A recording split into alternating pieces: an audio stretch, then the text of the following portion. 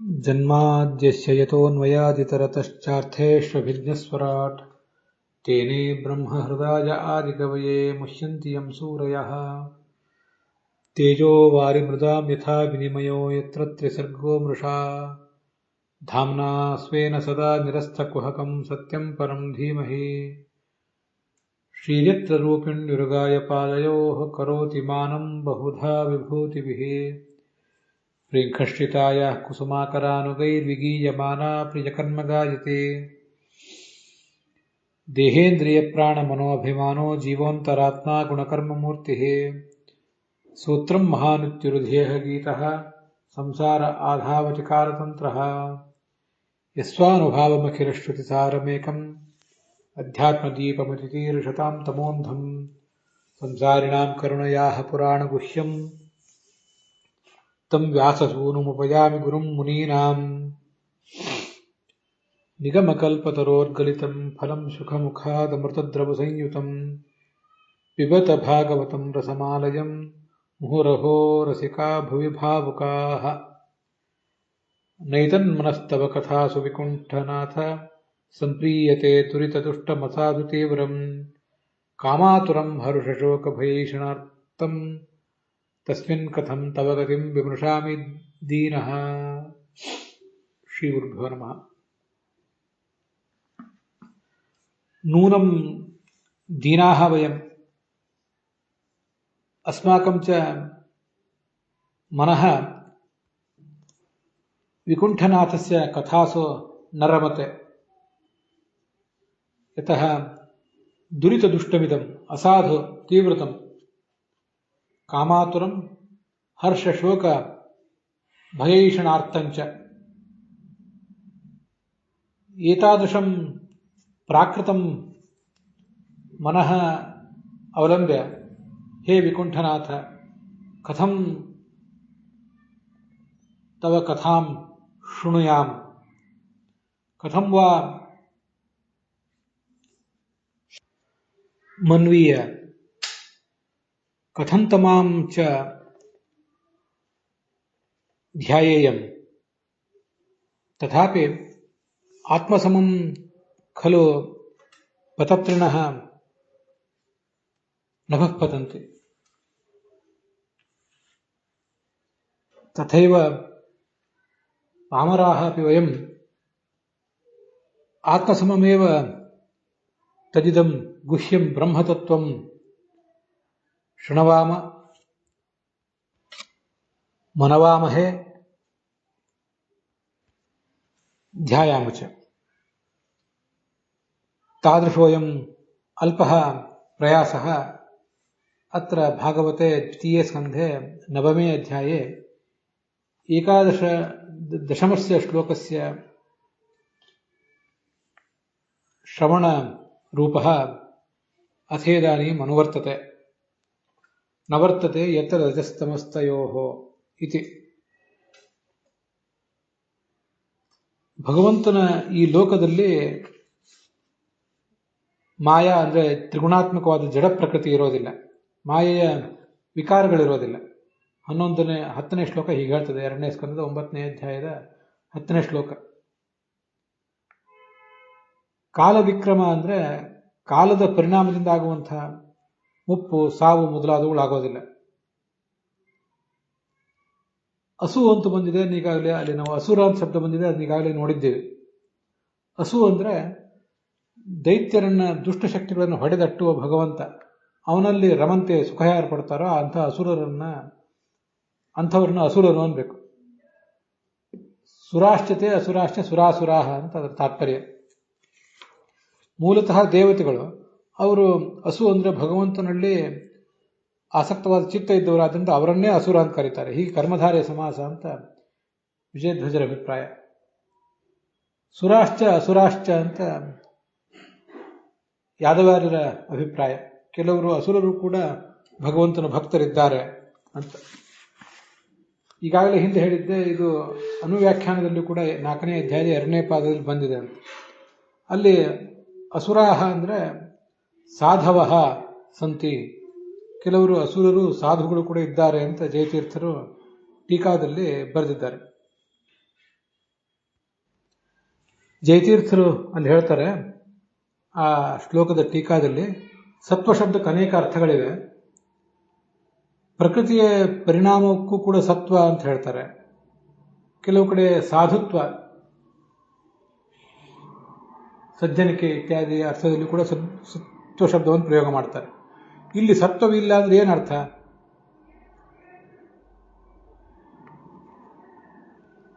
ಅದಕ್ಕಾಗಿ ರಜಸ್ತಮೋ ಗುಣಗಳಿಂದ ಮಿಶ್ರವಾದ ಸತ್ವವಿಲ್ಲ ಅಂತ ಹೀಗೆ ಅರ್ಥ ತಿಳ್ಕೊಳ್ಬೇಕು.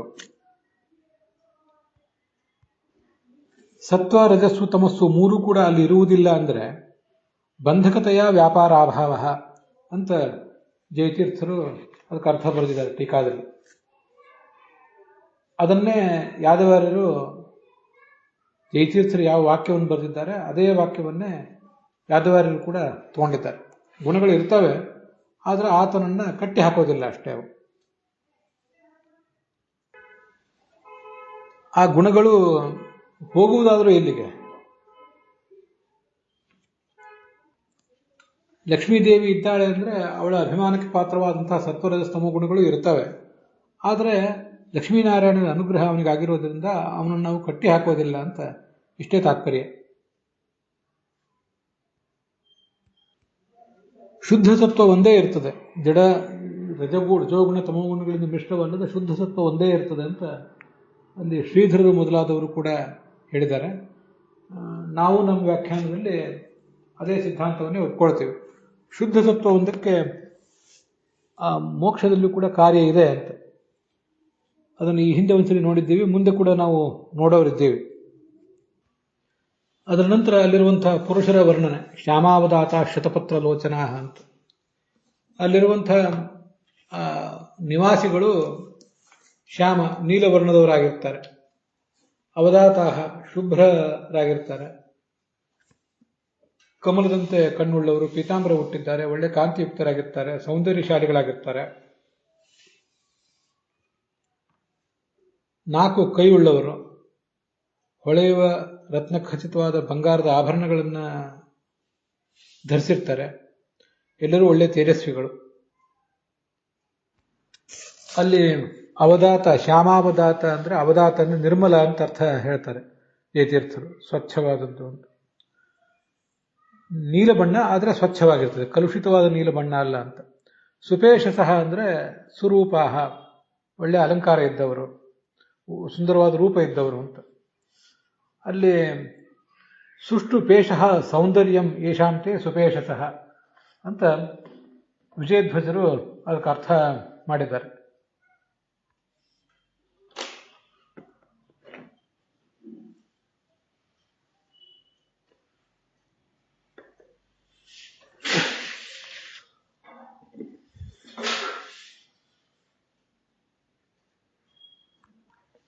ಅಥವಾ ಕೋಮಲವಾದ ಶರೀರ ಇದ್ದವರು ಅಂತ ಮತ್ತೊಂದು ಅರ್ಥವನ್ನು ಕೂಡ ವಿಜಯಧ್ವಜರು ಅಲ್ಲಿ ವರ್ಣಿಸ್ತಾರೆ. ಈ ಶ್ಲೋಕದಲ್ಲಿ ಆ ಭಗವಂತನ ಭಕ್ತರನ್ನು ವರ್ಣನೆ ಮಾಡುವಾಗ ಸುವರ್ಚಸಃ ಸುಪೇಶಸಃ, ಸುವರ್ಚಸಃ ಮತ್ತು ಸುರುಚಃ ಅಂತ 2 ಶಬ್ದಗಳಿವೆ. ಆ ರುಕ್ ಅಂದ್ರು ವರ್ಚಸ್ಸಂದ್ರು ಕಾಂತಿ ಅಂತಲೇ ಅರ್ಥ. ಅದ್ರ ಬಗ್ಗೆ ಹೆಚ್ಚಾರೇನು ವಿವರಣೆ ಕೊಟ್ಟಿಲ್ಲ. ಅನುವಾದ ಮಾಡುವವರು ಕೂಡ ಒಳ್ಳೆ ಕಾಂತಿಯುಕ್ತರಾಗಿದ್ದಾರೆ, ಒಳ್ಳೆ ತೇಜಸ್ವಿಗಳಾಗಿದ್ದಾರೆ ಅಂತ ಹೀಗೆ ಹೇಳ್ತಾರೆ. ತೇಜಸ್ಸು ಅಂದರೆ ಮುಖದ ಮೇಲೆ ಕಾಣುವಂಥ ಒಂದು ಸಾತ್ವಿಕ ತೇಜಸ್ಸು ಅಂತ ನಾವು ತಿಳ್ಕೊಳ್ಬಹುದು. ಮತ್ತೆ ರುಕ್ ಅಂದರೆ ಕಾಂತಿ, ಮೈಯ ಒಂದು ಶೈನಿಂಗ್ ಅಂತ ಅನ್ಬಹುದು. ರತ್ನ ಮೊದಲಾದವುಗಳಿಂದ ಒಂದು ಬೆಳಕು ಬರ್ತಿರ್ತದಲ್ಲ, ಅದನ್ನು ಕಾಂತಿ ಅಂತ ಅನ್ಬಹುದು. ಮುಖದ ಮೇಲೆ ಕಾಂತಿಗಿಂತ ಹೆಚ್ಚಾಗಿ ಒಂದು ಸಾತ್ವಿಕವಾದ ಕಳೆ ಇರ್ತದೆ. ನೋಡಿದ ಕೂಡಲೇ ಅದಕ್ಕೆ ಹಣೆ ಮಣಿಯಬೇಕು ಅನಿಸುವಂತಹ ಒಂದು ಕಳೆ ಏನಿರ್ತದೆ, ಅದಕ್ಕೆ ಕಳೆಗೆ ವರ್ಚಸ್ಸಂತನೂ ಚರ್ಮದ ಹೊಳಪಿಗೆ ಕಾಂತಿ ಅಂತಲೂ ಹೇಳಬಹುದು ಅಂತ ಇಷ್ಟು ಕಾಣಿಸ್ತದೆ.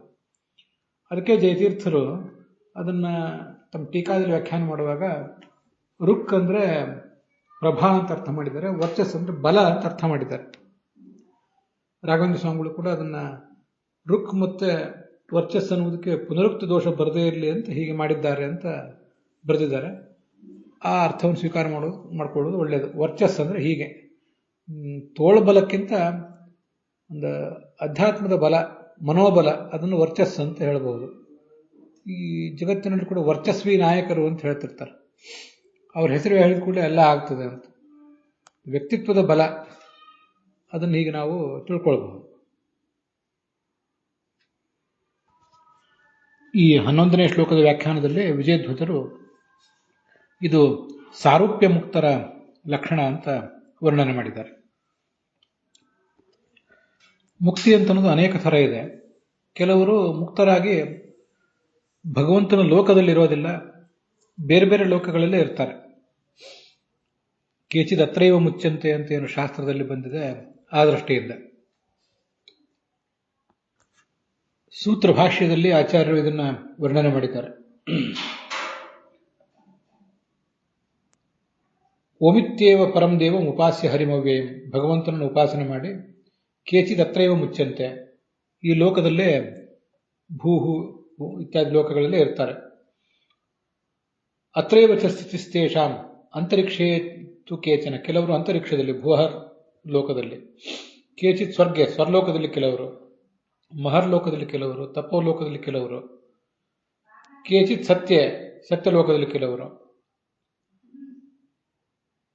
ಇನ್ನು ಕೆಲವರು ಮಹಾಜ್ಞಾನ ಗಚ್ಚಂತಿ ಕ್ಷೀರಸಾಗರಂ, ಶ್ವೇತದ್ವೀಪ, ಅನಂತಾಸನ, ವೈಕುಂಠ ಮೊದಲಾದ ಲೋಕಗಳಲ್ಲಿ ಇರುವವರು ಇನ್ನು ಕೆಲವರು. ಈ ಭೂಹು ಇತ್ಯಾದಿ ಲೋಕಗಳಲ್ಲಿ ಇರ್ತಾರೆ ಅಂತಂದ್ರೆ ಅವರೆಲ್ಲ ಮುಕ್ತರಾದವರೇ, ಲಿಂಗದೇಹ ಭಂಗ ಮಾಡಿಕೊಂಡವರೇ. ಸಂಸಾರದಲ್ಲಿ ಅವರು ಇರೋದಿಲ್ಲ, ಇರುವುದು ಇಲ್ಲಿ ಇರ್ತಾರಷ್ಟೇ. ಇಲ್ಲಿದ್ದರೂ ಸಂಸಾರದಲ್ಲಿ ಇಲ್ಲದಂತೆ ಅವರು. ಯಾರ ಮಕ್ಕಳಾಗಿರೋದಿಲ್ಲ, ಯಾವ ಸಾಂಸಾರಿಕ ಸಂಬಂಧವೂ ಇರೋದಿಲ್ಲ, ಭೂಸ್ತರದಲ್ಲಿ ಇರ್ತಾರೆ ಅಂತ ತಿಳ್ಕೋಬೇಕಷ್ಟೆ. ತತ್ರಾಪಿ ಕ್ರಮಯೋಗೇನ ಜ್ಞಾನಾಧಿಕ್ಯಾತ್ ಸಮೀಪಗಾಹ, ಕ್ಷೀರಸಾಗರ ಮೊದಲಾದ ಲೋಕಗಳಲ್ಲಿ ಅದನ್ನೇನು ಹೇಳ್ತಾರೆ, ಸಾಲೋಕ್ಯ ಮುಕ್ತಿ ಅಂತ ಅದನ್ನು ಹೇಳ್ತಾರೆ. ಆ ಸಾಲೋಕ್ಯ ಮುಕ್ತಿಯಲ್ಲಿ ಜ್ಞಾನ ಹೆಚ್ಚು ಜ್ಞಾನ ಭಕ್ತಿ ವೈರಾಗ್ಯ ಹೆಚ್ಚಿದ್ದಷ್ಟು ಸಮೀಪದಲ್ಲಿರು, ಭಗವಂತನ ಲೋಕದಲ್ಲೇ ಇರುವುದು ಬೇರೆ, ಆತನ ಸಮೀಪದಲ್ಲೇ ಇರುವುದು ಬೇರೆ. ಸಾಲೋಕ್ಯಂಚ ಸ್ವರೂಪತ್ವಂ ಸಾಮೀಪ್ಯಂ ಯೋಗ ಏವಚ ಇಮಾಮಾರಭ್ಯ ಸರ್ವತ್ರ ಯಾವತ್ಸು ಕ್ಷೀರಸಾಗರೇ. ಮೊದಲನೇದ್ದು ಸಾಲೋಕ್ಯ. ಅದಕ್ಕಿಂತ ಮುಂಚೆ, ಸಾಲೋಕ್ಯಕ್ಕಿಂತ ಮುಂಚೆ ಭಿನ್ನ ಲೋಕತ್ವ, ಭಗವಂತನದೇ ಲೋಕಗಳು, ಈ ಭೂಹು ಭೂಹ ಸ್ವಹ ಇತ್ಯಾದಿಗಳು, ಅಲ್ಲಿ ಇರುವವರು ಕೆಲವರು ಸತ್ಯಲೋಕದವರೆಗೆ. ಇನ್ನು ಅದಕ್ಕಿಂತ ಮೇಲಿಂದು ಸಾಲೋಕ್ಯ, ಅದರ ನಂತರದ್ದು ಸ್ವರೂಪತ್ವಂ, ಸಾಲೋಕ್ಯಂಚ ಸ್ವರೂಪತ್ವಂ. ಸ್ವರೂಪತ್ವ ಅಂದರೆ ಭಗವಂತನಂತನೇ ಆಕಾರವನ್ನು ತಾಳುವುದು. ಅದನ್ನೇ ಈ 11ನೇ ಶ್ಲೋಕದಲ್ಲಿ ವರ್ಣನೆ ಮಾಡಿರೋದು. ಮತ್ತೆ ಸಾಮೀಪ್ಯಂ, ಭಗವಂತನಿಗೆ ಸಮಾನವಾದ ಆಕಾರವನ್ನು ತಳೆದು ಕೂಡ ಅವನ ಲೋಕದಲ್ಲೇ ಸ್ವಲ್ಪ ದೂರ ಇರುವವರು, ಅವ್ರಿಗಿಂತ ಶ್ರೇಷ್ಠರು ಅವನ ಸಮೀಪವೇ ಇರುವವರು. ಹೀಗೆ ಭಿನ್ನ ಲೋಕ ವರ್ತಿತ್ವಕ್ಕಿಂತ ಸಾಲೋಕ್ಯ ಮುಕ್ತ ಶ್ರೇಷ್ಠ, ಅದಕ್ಕಿಂತ ಸ್ವರೂಪತ್ವ ಮುಕ್ತ ಶ್ರೇಷ್ಠ. ಸ್ವರೂಪತ್ವ ಅಂದರೆ ಸಮಾನ ರೂಪವನ್ನು ಹೊಂದಿರುವಿಕೆ. ಅದಕ್ಕಿಂತ ಸಾಮೀಪ್ಯ ಅನ್ನುವ ಮುಕ್ತಿ ಶ್ರೇಷ್ಠ. ಅದಕ್ಕಿಂತ ಯೋಗ,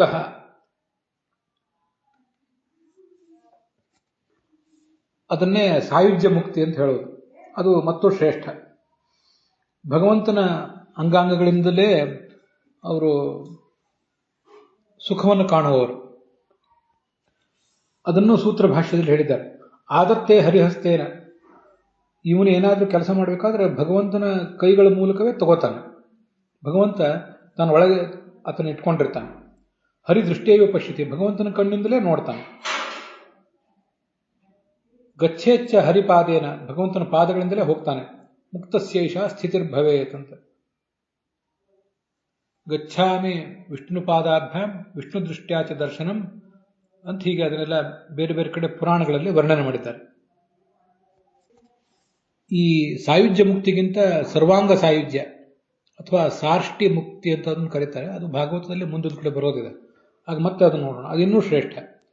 ಭಗವಂತನ ಯಾವುದ್ಯಾವುದೋ ಒಂದೊಂದು ಅಂಗವನ್ನು ಉಪಯೋಗಿಸಿಕೊಂಡು ಅದರ ಮೂಲಕ ಸುಖ ಪಡೆಯುವುದು. ಇವರಿಗೆ ನೋಡಲಿಕ್ಕೆ ಸ್ವಂತ ಕಣ್ಣಿರ್ತದೆ, ಮುಕ್ತರಿಗಿಲ್ಲ ಅಂತಲ್ಲ. ಭಗವಂತ ತನ್ನ ಕಣ್ಣನ್ನೇ ಕೊಡ್ತಾನೆ.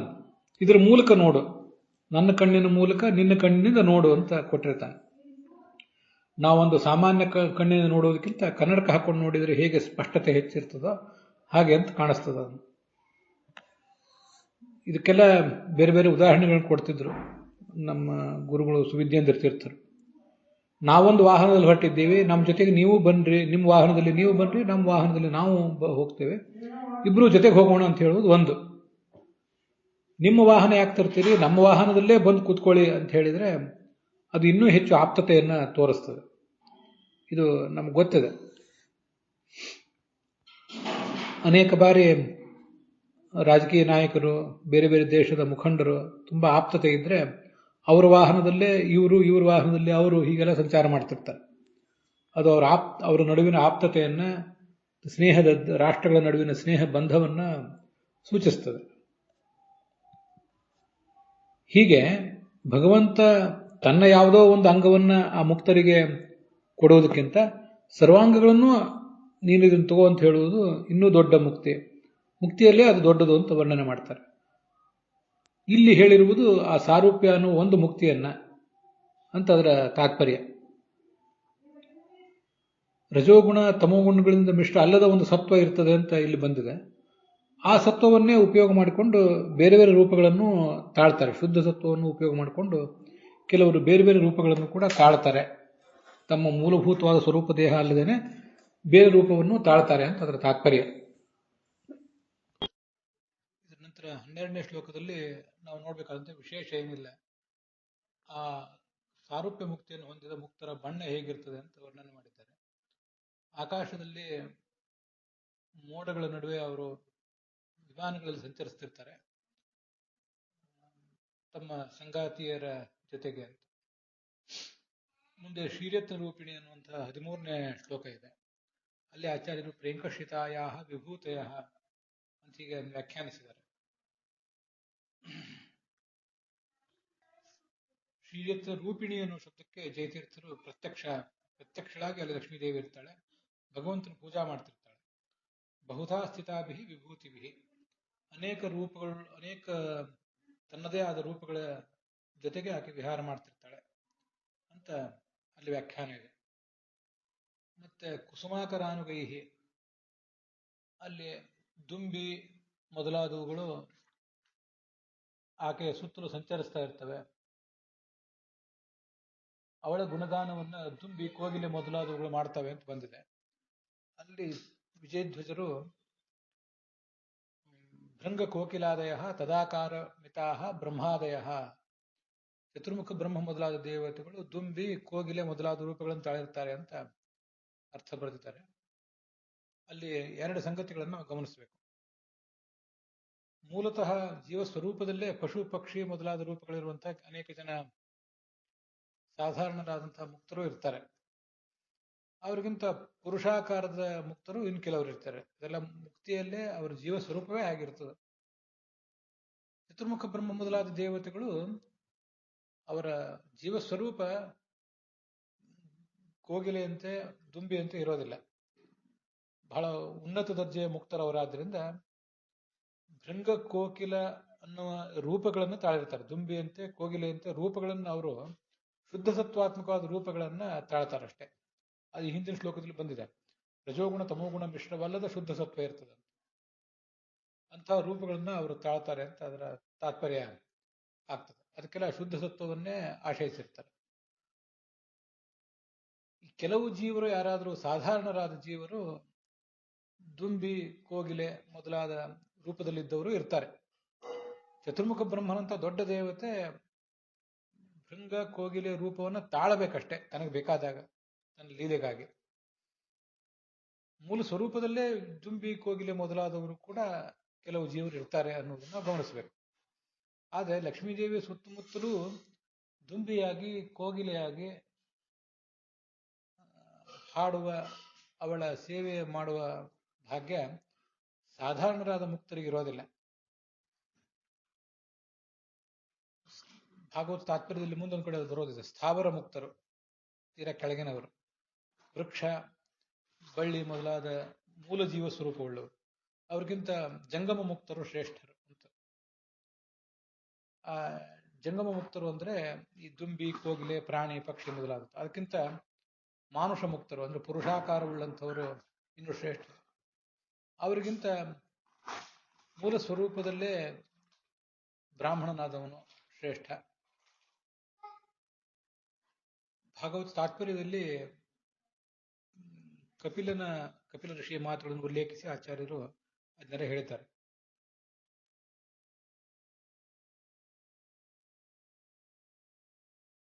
ಈ ಮನುಷ್ಯರಿಗಿಂತ ಮುನಿಗಳು ಶ್ರೇಷ್ಠರು, ಋಷಿಗಳು, ಅರ್ಥಜ್ಞರಾದ ಶಾಸ್ತ್ರಾರ್ಥಜ್ಞರಾದ ಋಷಿಗಳು ಶ್ರೇಷ್ಠರು. ಅವರಿಗಿಂತ ಶ್ರೇಷ್ಠರು ಸಂಶಯವನ್ನು ಪರಿಹಾರ ಮಾಡುವ ಶಕ್ತಿಯುಳ್ಳ ದೇವತೆಗಳು. ಪೂರ್ಣ ಧರ್ಮ ತತಸ್ವಿಂದ್ರ, ಅವರಿಗಿಂತ ಇಂದ್ರ ಶ್ರೇಷ್ಠ, ಅವನಕ್ಕಿಂತ ಗರುಡ ಶ್ರೇಷ್ಠ, ಅವನಕ್ಕಿಂತ ಚತುರ್ಮುಖ ಬ್ರಹ್ಮ ಶ್ರೇಷ್ಠ. ಭಕ್ತಿಪೂರ್ಣೋ ಹರೇರ್ ಬ್ರಹ್ಮ ಅಂತ ಅಲ್ಲಿ ವರ್ಣನೆ ಮಾಡಿದ್ದಾರೆ. ತಸ್ಮಾನ್ ನಾನ್ಯ ಅಧಿಕ ಮುಕ್ತವ್ವ ಸಂಸ್ಕೃತವ್ವ, ಅವನಲ್ಲೇ ಎಲ್ಲ ಪೂರ್ತಿ ಇರುವುದು ಅಂತ ವರ್ಣನೆ ಇದೆ. ಅಂತೂ ಈ ಜಂಗಮ ಮುಕ್ತರು ಅಂತ ಏನು ಅದೇ ಭಾಗವತ ತಾತ್ಪರ್ಯದಲ್ಲಿ ಮುಂದೆ ವರ್ಣನೆ ಮಾಡಿದ್ದಾರೆ.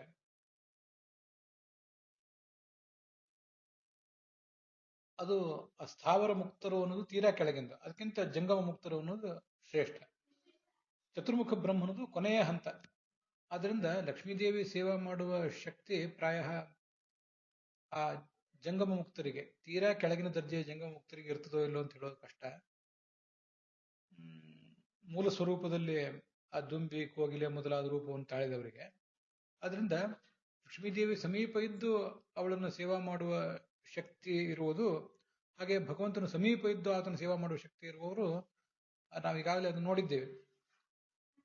ಸಾಲೋಕ್ಯ ಸಾಮೀಪ್ಯ ಅನ್ನುವ ಮುಕ್ತಿ ಅಂತ. ಭಿನ್ನ ಲೋಕತ್ವ ಅನ್ನೋದು ಒಂದು ಮುಕ್ತಿ, ಸಾಲೋಕ್ಯ ಅನ್ನೋದು ಇನ್ನೊಂದು ಮುಕ್ತಿ, ಸಾರೂಪ್ಯ ಅನ್ನೋ ಇನ್ನೊಂದು ಮುಕ್ತಿ, ಅದರ ನಂತರದ್ದು ಇನ್ನೂ ಶ್ರೇಷ್ಠವಾದ್ದು.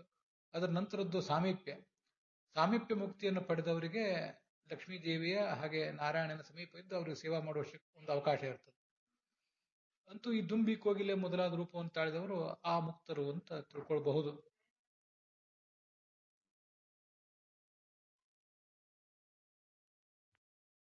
ಭಾಗವತ ಕೆಲವು ಪ್ರಾಚೀನ ಟೀಕೆಗಳಿವೆಲ್ಲ, ಗೋವಿಂದಾಚಾರ್ಯರು ಅದನ್ನು ಉತ್ತರಿಸಿದ್ದಾರೆ, ಅನಂತ ತೀರ್ಥರು, ಯಾದವೇಂದ್ರರು ಮೊದಲಾದವರು. ಅಲ್ಲಿ ಒಂದು ಪ್ರಾಚೀನ ಟೀಕಾ ಹೀಗಿದೆ: ಈ ಲಕ್ಷ್ಮೀದೇವಿ ವಿಭೂತಿ ರೂಪಗಳು ಉಯ್ಯಾಲೆಯಲ್ಲಿ ಕುಳಿತಿರ್ತವೆ ಅಂತ ಬಂದಿದೆಯಲ್ಲ, ರೇಂಕಶ್ರಿತಾಯ ರತ್ನದೋಲಾಶ್ರಿತಾ ಯಾಹ ವಿಭೂತಯ, ರತ್ನದ ಉಯ್ಯಾಲೆಯಲ್ಲಿ ಲಕ್ಷ್ಮೀದೇವಿ ರೂಪಗಳು ಕೂತಿರ್ತವೆ ಅಂತ. ಬರೇ ಅವು ಮಾತ್ರ ಅಲ್ಲ, ಪರಮಾತ್ಮ ಸ್ಥಿತ ರತ್ನದೋಲಾಯಾಮ್, ಪರಮಾತ್ಮ ರತ್ನದ ಉಯ್ಯಾಲೆಯಲ್ಲಿ ಕೂತಿದ್ದಾನೆ. ಅವನ ಪಾದ ಸೇವಾ ಮಾಡುವುದಕ್ಕಾಗಿ, ಪಾದ ಒತ್ತುವುದಕ್ಕಾಗಿ ಲಕ್ಷ್ಮೀದೇವಿಯಲ್ಲಿ ಕೂತಿದ್ದಾಳೆ ಅಂತ ಹೀಗೊಂದರ್ಥ. ಅಥವಾ ಪರಮಾತ್ಮ ರತ್ನದ ಉಯ್ಯಾಲೆಯಲ್ಲಿ ಕೂತಿದ್ದಾನೆ, ಇವಳು ಕೆಳಗೆ ನಿಂತು ಆ ರತ್ನದ ಉಯ್ಯಾಲೆಯನ್ನ ತೂಗುತ್ತಾ ಇದ್ದಾಳೆ. ಡೋಲಾಚಲನಂ ಕುರುವಂತೆ, ಇದೆಲ್ಲ ಲಕ್ಷ್ಮೀದೇವಿಯ ರೂಪಗಳು ಮಾಡ್ತಾ ಇವೆ. ನಮ್ಮ ಉಪಾಸನೆಗೆ ಧ್ಯಾನ ಮಾಡಲಿಕ್ಕೆ ತುಂಬಾ ಸುಂದರವಾದಂತಹ ಪರಿಕರ ಇವೆಲ್ಲ. ಪರಮಾತ್ಮನ ಜೊತೆಗೆ ಲಕ್ಷ್ಮೀದೇವಿ, ಅಥವಾ ಪರಮಾತ್ಮ ಉಯ್ಯಾಲೆಯಲ್ಲಿ ಕೂತಿದ್ದಾನೆ, ಕೆಳಗೆ ನಿಂತು ಆಕೆ ತೂಗ್ತಾ ಇದ್ದಾಳೆ. ಉರುಗಾಯ ಅಂತದೆ, ಅದರ ಅರ್ಥ ಈಗಾಗಲೇ ಹಿಂದೆ ಹೇಳಿದ್ದೇನೆ, ಇನ್ನೊಂದ್ಸರಿ ಹೇಳ್ತೇನೆ. ಉರು ಅಂದ್ರೆ ಶ್ರೇಷ್ಠ ಅಂತ ಅರ್ಥ. ಶ್ರೇಷ್ಠರಾದ ಬ್ರಹ್ಮಾದಿಗಳಿಂದ ಗಾಯ ಸ್ತೋತ್ರ ಮಾಡಲ್ಪಡುವವನು ಭಗವಂತ. ಅಥವಾ ಉರು ಅಂದ್ರೆ ಶ್ರೇಷ್ಠವಾದದ್ದು, ವೇದಾದಿಗಳು, ವೇದ ಪುರಾಣಾದಿ ಶಾಸ್ತ್ರಗಳ ಮೂಲಕ ಬ್ರಹ್ಮಾದಿ ದೇವತೆಗಳಿಂದ ಸ್ತುತ್ಯ ಅಂತ ಮತ್ತೊಂದು ಅರ್ಥವನ್ನು ಕೂಡ ಮಾಡಬಹುದು. ಗುರು ಅನ್ನೋದು ಶ್ರೇಷ್ಠ ಅನ್ನೋ ಅಷ್ಟ ಅರ್ಥವನ್ನು ಮಾತ್ರ ಹೇಳ್ತದೆ. ಶ್ರೇಷ್ಠವಾದದ್ದು ದೇವತೆಗಳು ಆಗಬಹುದು, ವೇದಗಳು ಕೂಡ ಆಗಬಹುದು ಅಂತ ಅದರ ಅರ್ಥ. ಅದರೊಂದಿಗೆ 13ನೇ ಶ್ಲೋಕದ ವಿವರದೊಂದಿಗೆ ಇವತ್ತಿನ ಭಾಗವು ಕೂಡ ಸಮಾಪ್ತ ಆಗಿದೆ. ಹುಸಿಯ ನಾಡಿ ಹೊಟ್ಟೆ ಹೊರೆ ವಿಷಯದಲ್ಲಿ ರಸಿಕನಂದು, ಹುಸಿಗೆ ಹಾಕಿದಿರುವ ಶ್ರೀಕೇಶನೇ, ಈಶನಿನ್ನ ಚರಣ ಭಜನೆ ಆಸೆಯಿಂದ ಮಾಡುವೆ, ದೋಷ ರಾಶಿ ನಾಶ ಮಾಡು ಶ್ರೀಕೇಶವ. ಶ್ರೀಕೃಷ್ಣಾರ್ಪಣ.